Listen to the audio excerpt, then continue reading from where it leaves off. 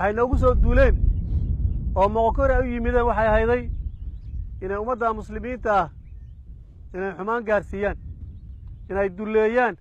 diinta ilaahay subxaanahu wa tacaalaana ay ka celiyaan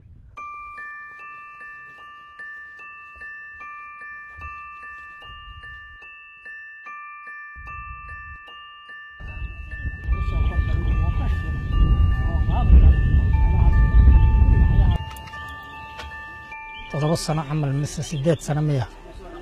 ayaa lala joogay mujaahidiintu lala joogtay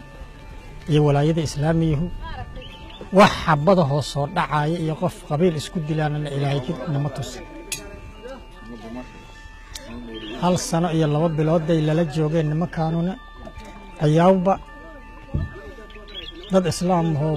meelahay deganaayeen joogay la soo dilay